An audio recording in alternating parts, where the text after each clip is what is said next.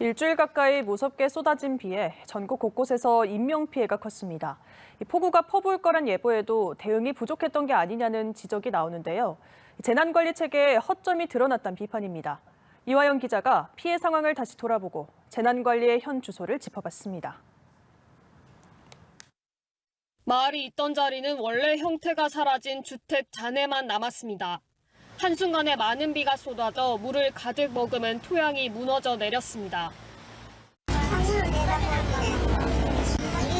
이게 조금만 싶어가지고 거기 이제 문이 안 열리니까.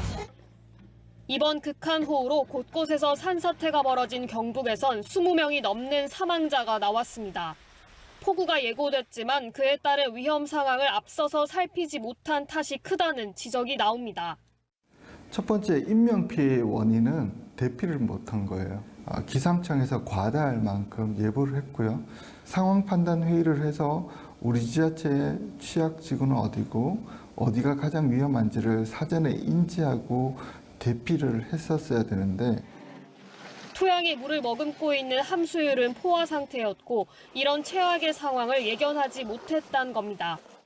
산사태 대비가 아예 없는 건 아닙니다. 산림청은 지난 2011년 우면산 산사태 이후로 산사태 취약 지역을 지정하고 있습니다. 1년에 18,000개소에 대해 기초조사를 하고 있고 지난 6월 말 기준 지정된 취약 지역은 28,194곳에 이릅니다. 다만 경북에선 산사태가 일어난 감천면 벌방리, 효자면 백성리 등 대부분이 취약 지역에 해당하지 않았습니다. 전문가는 지역 사정을 아는 지자체가 산사태 유발 요인을 더 엄격하게 보고 대비해야 한다고 말합니다. 그러니까 임야 지역에서 형질 변경을 일으키거나 아니면 과수원을 만들거나 할 때 대부분 그런 데이터베이스는 지자체가 가지고 있고 관리를 합니다. 그러면 그 지자체에서는 산지 지역에서 일어났던 개발 행위들은 다 산사태를 유발할 수 있는 기본적인 요인이 된다라는 것을 조금 인지를 해야 됩니다. 충북 오송에서 14명의 사망자가 발생한 지하차도 참사 역시 인재라는 지적이 뒤따릅니다. 전날부터 다 사고 당일날까지 하늘에서 물을 퍼붓듯이 비가 내렸습니다. 과거에도 화재로 인해서 교통 통제를 했으면은 인근 미호강이 범람해 물이 밀려드는 상황에서 이런 정보를 토대로 지자체와 경찰 등 유관기관이 제 역할을 다하지 못했다는 겁니다. 재난관리 체계가 있는데도 불구하고 이제 연습이 잘 안 된 거예요. 그 지휘, 그 다음에 통제, 그 다음에 협력, 그 다음에 조정, 그 다음에 정보.